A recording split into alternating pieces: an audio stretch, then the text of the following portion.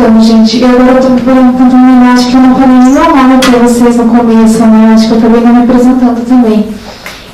Eu sou Thalita, né? Meu nome é Thalita, eu sou psicóloga. Eu estou terminando agora, concluindo o mestrado em Direitos Humanos e Políticas Públicas. Então, muito do que eu vou trazer aqui é um pouquinho dessa vivência no mestrado. E esse evento, né, quando eu pensei ele, também foi por essa vivência no mestrado, porque é um mestrado interdisciplinar.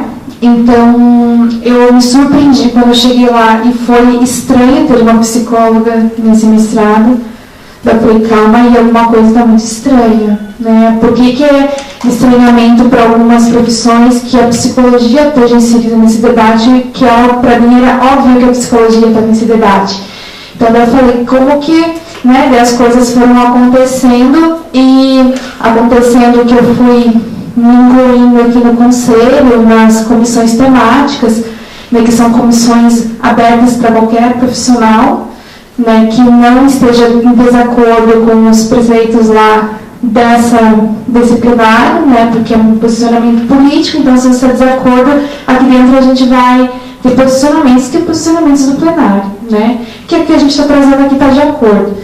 Então, assim, foi uma forma que eu achei dentro da profissão de trazer esse debate também, porque, né, a questão dos direitos humanos está muito, como posso dizer, banalizada, né? A gente nem sabe o que é a gente falar aquele povo que defende bandido, né? Acho que todo mundo já escutou isso, eu escuto isso, assim, muitas vezes. Leva a tua casa, tá com dó, enfim. E não é disso que a gente está falando, a gente precisa quebrar com isso. E como que eu entendo que isso é quebrado? Pelo conhecimento, né? Pelo conhecimento, dentro dos lugares, discutindo, debatendo. Então, assim, quando eu separei ali o tema que eu pensei, eu fiquei muito feliz conforme as coisas foram se conectando, né? E quando você coloca isso no papel, né, você não sabe muito bem como vai dar certo ou não. Então, quando eu estava pensando que disso, talvez a Janice e a Fernanda não trouxessem, né? Que eu acho que alguns conceitos, mas é mais para a gente usar para o nosso debate, para dizer de que direitos humanos a gente está falando. Né, porque eu não conheço ninguém que está aqui hoje. Então, pode ser que algum de vocês também nunca tenham estudado isso, né? E aqui vai ser o primeiro contato. Tá, eu não posso esquecer disso. Eu falei isso no começo, né? Que esse é um núcleo que foi constituído agora, que é da criança, adolescente e juventude, que é da Comissão de Direitos Humanos. É um núcleo que vocês estão convidados e convidadas para participar. A nossa próxima reunião, né, eu vou até adiantar isso, vai acontecer dia 13 de março. Então, para essa terça na outra. Então, caso vocês se interessem por esse tema e venham discutir isso dentro do conselho, vão ser bem-vindas. Às 19 horas. Então, assim, o que são esses direitos humanos? Primeiro, só trazendo uma diferenciação, que é uma diferenciação muito importante, que existem direitos humanos que normalmente é discutido no curso de Direito, que é aquele que fala sobre tratados internacionais de direitos humanos, né, convenção, é a parte mais jurídica, de documentos jurídicos, e o conceito de direitos humanos está muito ligado assim, é direitos humanos porque, poxa, é humano, por ser humano tem que ter direito. É justnaturalista o nome dessa vertente. Não é a vertente que eu trago aqui, eu trago a vertente crítica dos direitos humanos. Então, eu não vou me debruçar na outra, porque também não é o nosso objetivo aqui. Então, direitos humanos são algo dado por natureza, não são algo dado por esfera sobrenatural, nem tampouco advindos da natureza, ou de suposta igualdade inata entre todos os seres humanos. São resultado de lutas históricas, de conflitos de interesses, de ações dos movimentos sociais, do Estado, do poder público, das classes e de segmentos heterogêneos internos a ela. Eu vou dar outra, daí a gente discute um pouquinho. Os direitos humanos são dotados de potencial democrático, por serem forjados nas lutas sociais, pela prática dos sujeitos sociais na explicitação de carecimentos e desigualdades. Não. Então, assim, o que seriam esses direitos humanos? Frente a várias desigualdades que a gente sofre e que a gente não discute isso no curso de psicologia, eu não discuti isso no curso de psicologia, sobre desigualdade social, sobre essa questão sócio-histórica, muito pouco, né? Então, assim, existem desigualdades e as pessoas que sofrem essas desigualdades, elas lutam pelos seus direitos. Não porque elas são um ser humano, mas principalmente porque elas estão numa condição desigual em relação às outras, de acesso de direitos, de bens e serviços, de políticas públicas. Então, assim, através da luta de várias pessoas, a gente pode citar aqui a população negra, mulheres, né? Várias outras pessoas, grupos que sofrem com uma desigualdade que é característica de cada grupo, através de lutas, existe a conquista de direitos. Então, eu também não vou conseguir citar muitos exemplos disso aqui, mas se aquela criança e adolescente, eu também, essa questão histórica é muito importante, só que ia ter que ter um dia só para isso, porque é muito assunto. E passar por cima eu acho perigoso, assim, sabe? Porque é uma coisa, eu pelo menos quando eu estudei a história, de como essas políticas, esses direitos direcionados à criança e adolescente, que é o nosso foco aqui, para puxar essa questão de direitos humanos e de igualdade, eu estudei todos os documentos jurídicos produzidos, antes de ler a crítica pelos documentos, porque as críticas elas já estão sujeitas a menos neutralidade, né? Mesmo que o documento jurídico não é neutro também. A gente vê isso muito bem quando a gente lê os termos que são utilizados. Então, assim, os direitos humanos, a forma como é constituída, direcionada à criança e ao adolescente, quando você pega a questão das desigualdades, você discute de outra forma o ato infracional, você discute de outra forma a questão da pobreza, que é considerada historicamente como uma predisposição à criminalidade, por exemplo, e são assuntos que quando você vai, por exemplo, discutir dentro da psicologia, muitas vezes você corre o risco de focar no indivíduo. Ele tem desvio do comportamento, então ele é um sujeito perigoso e a gente não estuda nada do entorno. E a gente precisa estar incluído nesse debate também, porque senão a gente está fadado ao fracasso, porque a atuação ela não vai ter Não é à toa que o número de crimes só aumenta, não é à toa que o número de ocupacional só aumenta, a questão do consumo abusivo de drogas só aumenta, porque a gente não faz perguntas diferentes para obter respostas diferentes. Que é o que a gente está fazendo aqui. A gente está propondo outras perguntas para talvez ter outras respostas. Eu já estou me estendendo demais. Então, assim, o que seriam políticas públicas pautadas em direitos humanos? Que é isso que também porque nem toda política pública é pautada em direitos humanos, né? As políticas públicas, principalmente direcionadas à criança e adolescente, que é o nosso foco, elas tiveram um papel muito mais de violar direito do que defender, garantir ou proteger.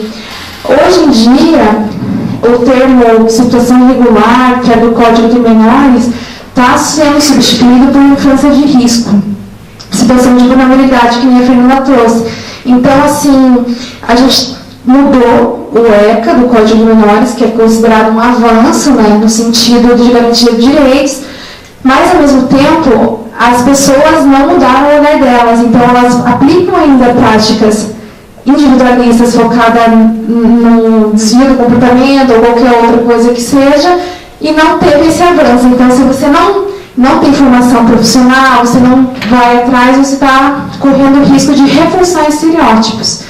Porque a psicologia tem um papel muito importante, infelizmente, na construção de um estereótipo de um adolescente específico que estava aí nas FEBEMs, que, enfim, né, que é só voltar na rua e não poder justificar um trabalho, porque se você trabalha, ora, você está dentro do padrão, então você está produtivo.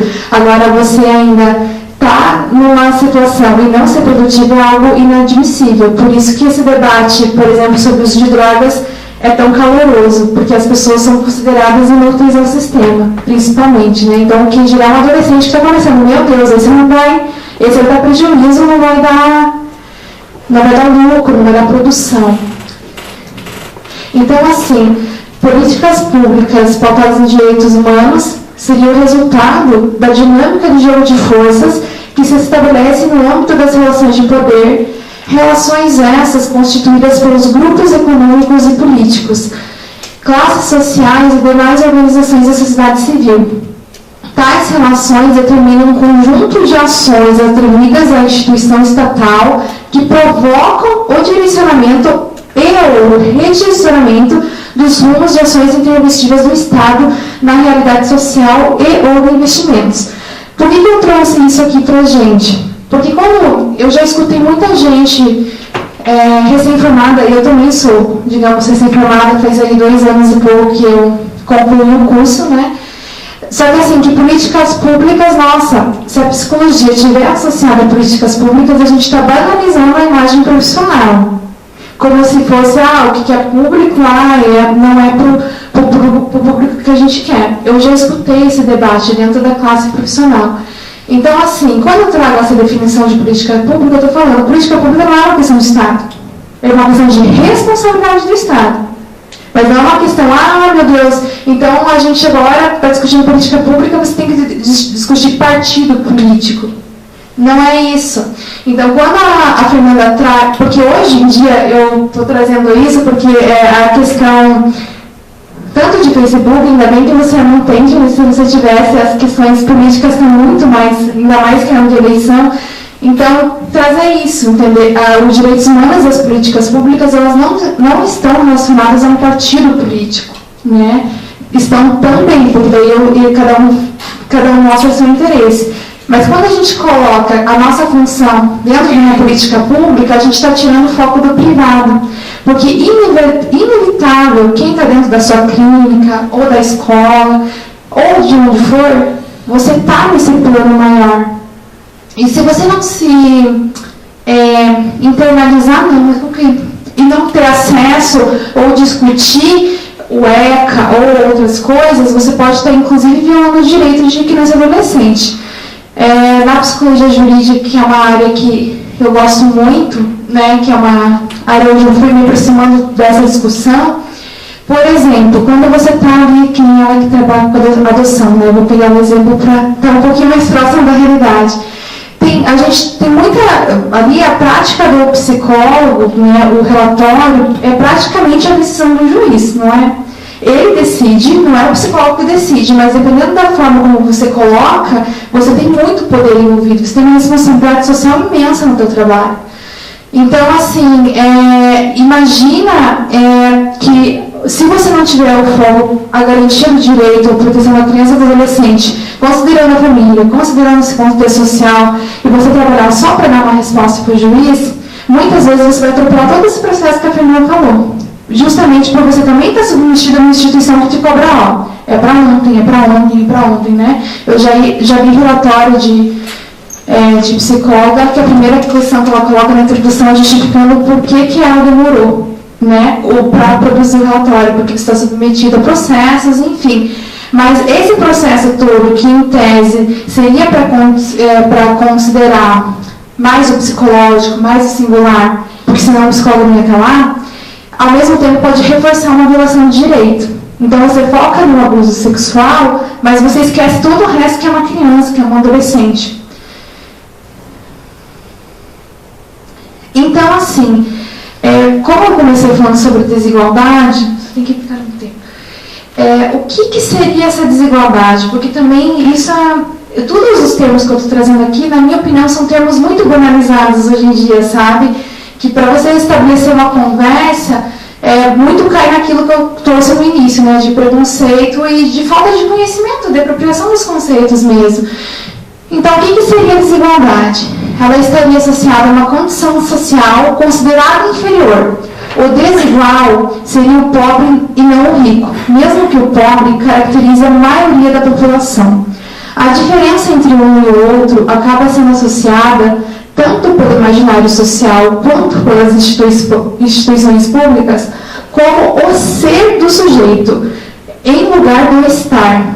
Daí que as políticas públicas acabam beneficiando sempre as classes dominantes. Eu vou passar outra para complementar aquela definição. A desigualdade estar é uma construção social em cima das diferenças, que é do ser.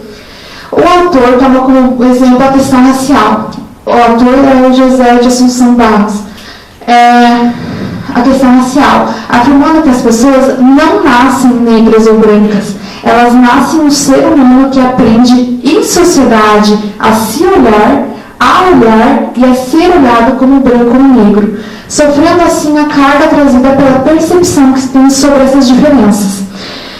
Aí é um desafio muito grande, porque se você considera que a desigualdade é o problema da pessoa, que é a condição do ser dela, você acha que ela não tem solução? Né? E a desigualdade, ela é a condição do estar, é uma condição, não é uma diferença. Então, assim, o que é? É muito complexo esse raciocínio no meu entendimento.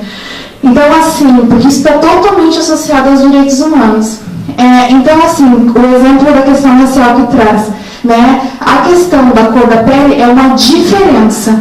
Quem tornou isso uma desigualdade foi a sociedade.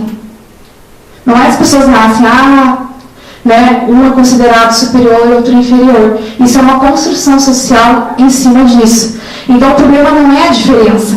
Então, quando a gente puxou outro exemplo da questão de gênero, quando você diz que você quer igualdade entre os gêneros, você não está negando que existem diferenças. Porque quando você começa a conversar isso, as pessoas dizem, mas então vai tapir um lock, quero ver você ter força para fazer isso, é uma discussão nesse sentido. Não é disso que a gente está falando. E assim a gente fala em todas as áreas em que existe desigualdade, inclusive na criança e adolescente.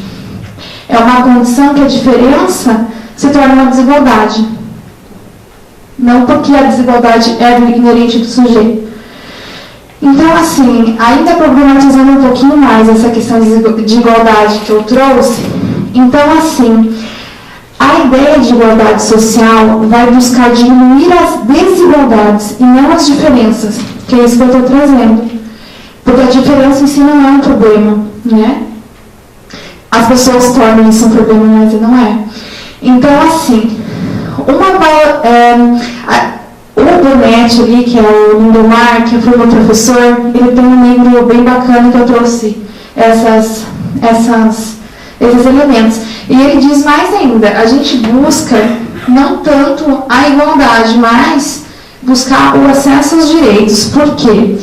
Porque uma valorização diferenciada entre os bens sociais e culturais comportados ou não por uma racionalidade burguesa, esse fator potencializa a condição de pobre e insere o indivíduo numa dinâmica de perdas sucessivas, o que pode se entender como um processo de exclusão social. Na medida em que esse não dispõe dos elementos entendidos como necessários, bens sociais e culturais compreendidos pela sociedade burguesa, ao acesso igualitário a todos os bens sociais e culturais, é o caso, por exemplo, da progressão escolar e profissional, da qualificação, do acesso aos hábitos culturais dominantes. Então, por que ele questiona essa ideia de igualdade? Não seria de igualdade, seria de inclusão social. Eu coloquei errado ali. Porque a questão da inclusão social, esses sujeitos já estão inclusos, que é o que a professora, que a Janice traz bastante na dissertação dela, que eu também compartilho muito desse pensamento. Essa é a forma pela qual as pessoas foram inclusas na sociedade, através da exclusão, né? A exclusão é uma forma de inclusão. Então, o objetivo não é a inclusão social, no sentido porque isso já existe, mas existe uma forma de igualar direitos. A questão é ter acesso aos direitos. Então, substituir essa questão de inclusão social por acesso aos direitos. Porque isso é muito complexo, acho que tudo é muito complexo, na verdade, esse tema que a gente está trazendo, né, quando traz a questão dos direitos humanos. Mas quando você pensa que a única forma de inclusão é pela exclusão, isso é muito agressivo, muito violento, né? Isso é muito violento. Por isso, o acesso aos direitos. Eu coloquei a frase do Boaventura também. Porque os teóricos que trazem mais abordagem crítica é mais, né, que a gente Temos o direito de ser iguais quando a nossa diferença nos inferioriza e temos o direito de ser diferentes quando a nossa igualdade nos descaracteriza. Daí a necessidade de uma igualdade que reconheça as diferenças e de uma diferença que não produza, alimente ou reproduza as desigualdades. Acho que dá para dar continuidade, né? Porque eu quero sempre tentar fazer uma conexão, o que isso tem a ver com o nosso fazer da psicologia. Porque esse conteúdo todo eu não discuti na minha graduação. Eu tive a oportunidade, não sei se posso falar oportunidade, mas de trabalhar em locais que me fizeram ter que olhar para isso, né? Para esse contexto. E eu tive aproximação tanto com a Janice quanto com a Maria Cristina, que foram as minhas duas professoras do último ano de graduação, e que foi ali que eu me encontrei, né? Falaram, você não está perdido, eu falei, é isso mesmo, a gente tem que discutir, é isso que existe. Eu até tentei ir para o RH no começo, mas a gente, né, foi puxando isso e, enfim, isso é da psicologia sim, é isso que eu falo para todo mundo. Então, por quê? Porque no próprio Código de Ética Profissional está dizendo os princípios fundamentais sobre isso. Então, o psicólogo baseará seu trabalho no respeito e na promoção da liberdade, da dignidade, da igualdade e da integridade do ser humano, apoiado nos valores que embasam a Declaração Universal dos Direitos Humanos. Esse é o primeiro princípio fundamental do Código de Ética que a gente não discute. O que são direitos humanos, né? Isso que eu estou querendo trazer aqui, e ainda mais no contexto da criança e adolescente. O psicólogo trabalhará visando promover a saúde, a qualidade de vida das pessoas e das coletividades e contribuirá para a eliminação de quaisquer formas de negligência, discriminação, exploração, violência, crueldade e opressão. Então, como que você entende esse princípio, por exemplo, na criança e adolescente sem conhecer o ECA? O psicólogo atuará com responsabilidade social, analisando crítica e historicamente a realidade política, econômica, social e cultural. Eu trouxe esses elementos porque quando a gente, por exemplo, emitir uma nota contrária à redução da maioridade penal pelo Conselho, que seja pelo federal ou regional, as pessoas argumentam, os psicólogos argumentam. Essas pessoas estão levando uma vertente partidária. E como isso é partidário, se isso está no Código de Ética, se isso está nos princípios dos direitos humanos, né, no sentido de interesse próprio, né, isso é muito maior do que interesse próprio. Isso é o princípio do Código de Ética no profissional.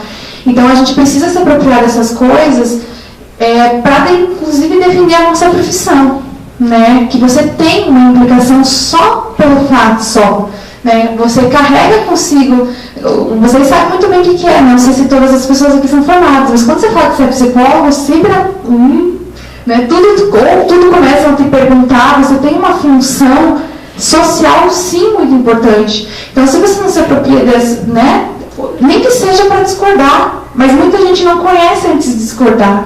Né? Para eu discordar da vertente justnaturalista, eu tive que entender ela, tive que estudar ela. Né? Então, acho que é isso, gente, porque senão não dá tempo da gente conversar, porque o conselho tem horário para fechar e tudo mais. Acho que a gente podia abrir aí para vocês, né? Desculpa, a gente sempre acaba deixando menos tempo, mas a gente se empolga, né? Primeiro, enfim. Pode ser tanto pergunta como colocação, vocês fiquem à vontade. Que eu passo o microfone, tem que ser o microfone do que eu vou gravar. Boa noite a todos e a todas, parabéns pelo evento.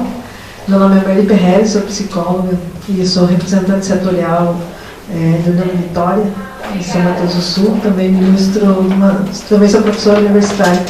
E compartilho com a Janice, com a questão, me incomodou muito essa nomenclatura de famílias desestruturadas, né, de um discurso reproduzido por tantos psicólogos ainda. Né, eu até me preocupei quando eu vi a palavra ali, eu falei, bom, acho que ela vai falar que essa palavra realmente é inadequada. E como alguns psicólogos questionam já né? Eu tenho um projeto chamado Viva em Paz, que só atendemos homens ditos agressores, né? Que eu não gosto dessa nomenclatura, e somente homens com alguma situação de violência doméstica, né? Já com a Lei Maria da Penha. E em algumas situações dessa foi passado que uma criança tinha que ser retirada dessa família, porque essa família era desestruturada, que o pai bebia, né? Então, família desestruturada, pai alcoolista, né? Mas não havia nenhum tipo de violência, não havia nenhum tipo de desafeto, né? Então, aí que vem o que está desestruturado, né? Pela questão da dependência química, ser o prejuízo, porque já associa a dependência química à violência, né? Ao alcoolismo, alcoolista, a violência, a alguma situação degradante dessa pessoa. E o Conselho Tutelar retirou essa criança desse contexto, né, sem ao menos avaliar e entender o que acontece. E na outra ponta, nesse trabalho que a Fernanda também falou, né, dos homens agressores, eu acredito exatamente nessa questão de não que a vítima, né, na outra ponta do assediador, do agressor, não tenha que ser ouvida, mas o ciclo da violência, e nesses grupos, faz 5 anos que eu atuo nesse grupo, e nós tivemos uma reincidência. Né? Então, a gente acompanha, junto com o poder público, com esses homens que são ouvidos, e uma coisa muito interessante é o diálogo, o discurso e quanto eles repetem esse ciclo de violência. E também eu fiquei pensando na fala de vocês, da criança e do adolescente. Esses homens foram crianças, esses homens foram adolescentes, esses homens experimentaram a violência, né, e reproduziram. Né? Então, a violência é um fenômeno social constituído, construído, e que nós estamos vendo aí, e eu escuto esse discurso muito raso de a violência está piorando, as coisas estão piorando, né? Ou será que estão olhando mais para elas? Né? Será que realmente... Né? Vejo as críticas infundadas, esse ECA, né? Agora não podemos nem dar palmadas mais nessas crianças, né? Colocando o ECA como se fosse algo que prejudicasse as famílias e o contexto familiar. Então, eu gostei muito dessa discussão, que realmente contribui com aquilo que eu penso, e tenho levado por bastante, né, os âmbitos que eu trabalho. Eu trabalho na psicologia das emergências e desastres, né, fui para o Haiti, trabalhei com a população extremamente, né, falar de desigualdade, de situações de vulnerabilidade lá, né. Eu atuei também como voluntária na situação de Chapecó, né, com os familiares, né, dos jogadores. Então, você vê todos esses espaços, o quanto tem o movimento da atuação do psicólogo, o quanto a importância da nossa profissão nesses espaços e nesse espaço de discussão. Né? Então, eu não trabalho diretamente com a temática, né, com crianças e adolescentes, mas é ali que eu fiquei identificando as pessoas, o quanto ali elas também tiveram a história delas, o quanto elas reproduziram e o quanto a gente reproduz também. Então, parabéns pela fala de vocês três, provocou outras reflexões aqui na minha cabeça. Obrigada. Eu também me incomodo com o agressor, né? Até porque talvez a gente na psicologia ainda tenha o velho hábito de manter estigmas e dicotomias. Por exemplo, sempre que eu falo isso, eu fico preocupada, mas eu não deixo de falar. Eu tenho muita preocupação com a visão que temos de vítimas e vilões. Então, o homem é o vilão e a mulher é a vítima. E, principalmente, quando eu vejo ações, né, práticas do tipo. Então, a mulher tem que ser, essa mulher que sofre a violência, né, ela tem que ser protegida desse homem, esse homem tem que ser punido. E aí eu fico sempre me perguntando que mensagem implícita temos aí. Porque quando eu vou lá e protejo essa mulher, faço por ela, eu estou dizendo que ela não é capaz de fazer. E nem de aprender. A se proteger, a rever suas escolhas, uma palavra que é muito usada, mas que também é muito questionada, né? Se empoderar. E quando eu digo que esse homem só pode ser punido, eu também estou desqualificando e desvalorizando todo um processo social que está presente naquela violência.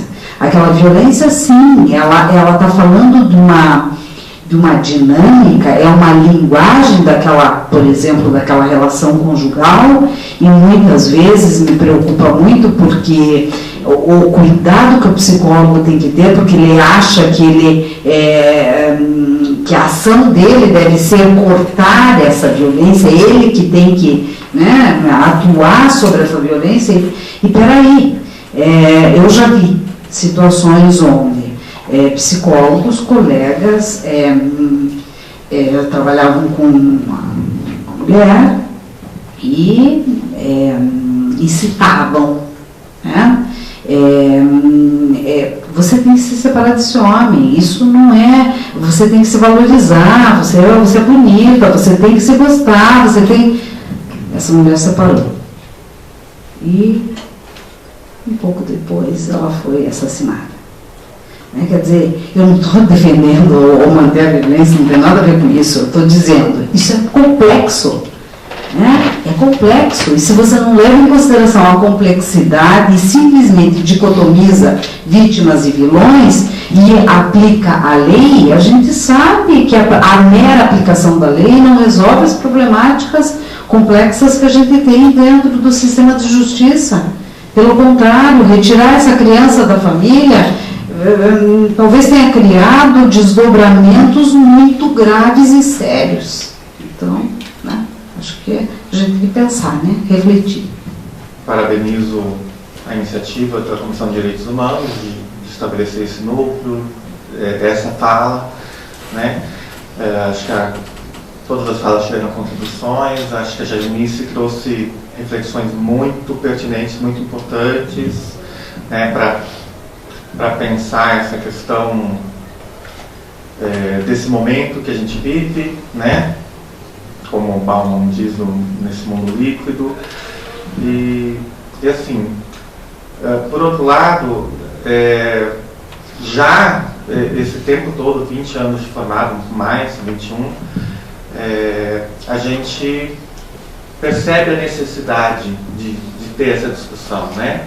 De ter essa formação. A minha vida profissional sempre esteve muito vinculada à problematização das políticas públicas, né? Eu estou na saúde, mas já lecionei, já trabalhei com educação, com assistência social, e basicamente a gente sente a dificuldade, os desafios, talvez, da profissão, seja trabalhar com o outro, né? Seja dialogar com outras práticas profissionais, né?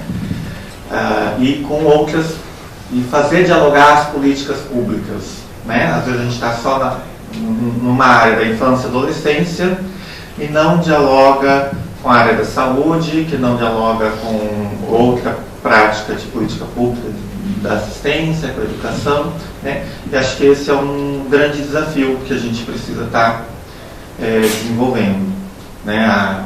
A Fernanda citou a participação dela num espaço intersetorial que a gente articula, que a gente trabalha, que é o Núcleo Estadual Intersetorial de Prevenção de Violências e Cultura da Paz, que é um desafio, que é algo em construção, né?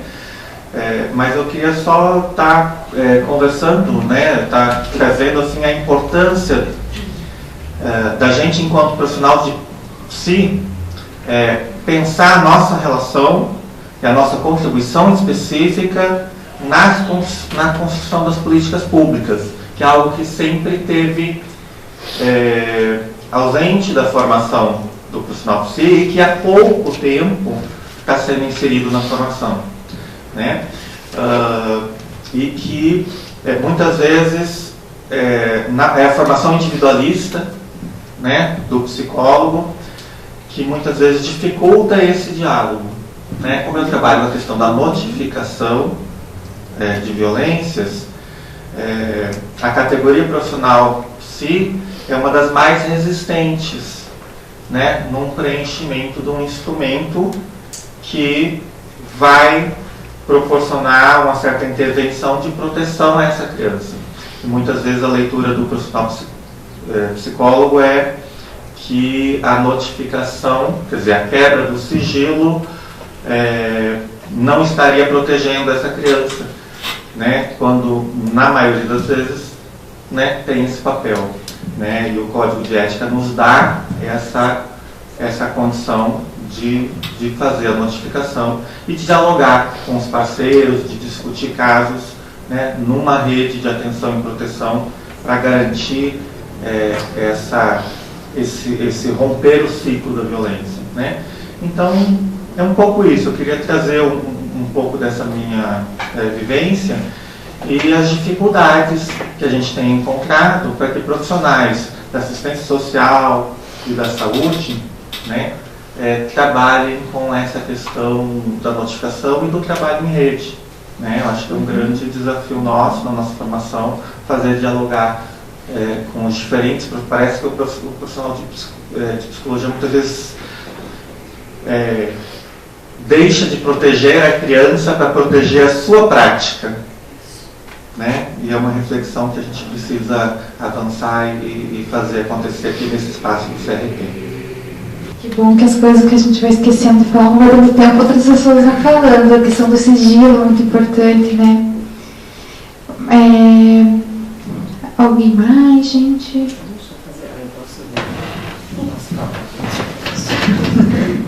Eu estava, enquanto você falava, estava pensando aqui, né? Eu acho que nós precisaríamos exercitar mais o nosso movimento de funil, né? Olhar para o individual e olhar para o amplo. E virar de novo e olhar para o individual. Não é disso. Pensar em políticas públicas, né? Trabalhar pela via da psicologia social, né? Não é desqualificar o individual, não, mas é poder olhar para esse coletivo, né? Poder olhar para essa amplitude social que está no individual e individual que está no coletivo, né? Mas eu acho que a gente tem mesmo dificuldade de fazer isso, e é uma reserva de mercado. O consultório é reserva de mercado, né? Tanto que está aí, né? Tem alguns profissionais de outras áreas que tanto que saiu essa resolução agora, né? De que estava aqui, né? Psicologia para psicólogo, né? Quer dizer, tem pessoal da filosofia, de outras áreas que estão adentrando aí nesse território, né? Protegido, né, da psicoterapia, sem dúvida nenhuma. Quem tem que fazer psicoterapia é o psicólogo, mas ele tem que sair dessa coisa do ambiente fechado só. Eu trabalho em clínica, adoro, mas a gente precisa ampliar nosso olhar, né, porque senão a gente mais viola direitos, faz manutenção de violação de direitos, vai ser negligente em algumas situações, né? Eu acho que você tem razão, é uma discussão ampla essa. Então, gente, dá vontade de falar muita coisa, né? Esse assunto é um assunto que me toca bastante, assim, sabe? Eu gosto de estudar, gosto de discutir, né? Eu acho que o desafio é esse que a Denise trouxe por último, né? Que não é excluir o individual, é só individual, o que seja, mas é não excluir as outras coisas, né? O coletivo, a questão histórica, né? Como que isso vai discutir, né? Criança e adolescente, você não sabe nem como foi visto antigamente, né? Eu acho que para mim essas coisas são inevitáveis, né? Você falar sobre isso, conversar sobre isso. Porque a gente tem uma formação muito centrada no indivíduo, né? Então tudo e por isso a discussão sobre desigualdade, porque é tudo culpa dele. Também não é, né, essa questão de vítima e vilão, de procurar. Então não é só isso, né? Enfim, eu não vou entrar mais nessa discussão.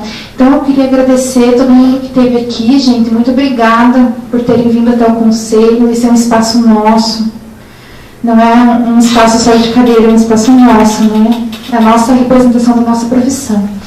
Eu queria agradecer a Janice, que eu não consigo, é a primeira vez que eu te mando várias vezes Janice, que eu não consigo não chamar de professora, né? Eu tenho uma admiração muito forte. Nossa, eu tenho uma admiração, um carinho muito grande, assim. Me acolheu, me acolhe ainda, né, toda vez. Porque isso também é uma coisa que a gente tem que aprender, né? A psicologia, ela se torna uma profissão muito solitária.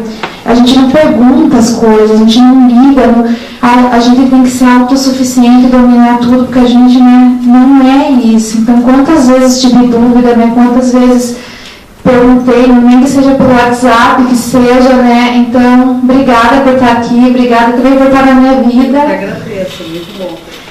A Fernanda também queria agradecer. A gente se conheceu recentemente, parece que a gente se conhece há anos, que a gente entrou numa sintonia muito grande, né? A gente se conhece acho que uns 2, 3 meses, mas enfim, a gente encontra ou reencontra pessoas, né, na vida. Obrigada, gente, por virem aqui, estarem aqui compartilhando conhecimento comigo, enfim, com todo mundo. É isso. Vocês querem falar alguma coisa? Eu acho que é legal reforçar o convite para a participação do núcleo. Eu acho que o primeiro passo para a gente sair aqui do evento é ir agora, né? Se a gente está angustiado, se toda essa fala ecoou dentro de vocês, é fazer esse convite mesmo para a gente aprofundar essas discussões, trazendo vários olhares, né? Não só do privado, não só do público, não só do terceiro setor, mas da psicologia. Então, fica o convite aí para, quando vai ser dia 13, às 19 horas, a gente se reunir para aprofundar um pouco mais essa discussão que, como as três falaram, tem muita complexidade envolvida, né? E agradecer a presença de todos também.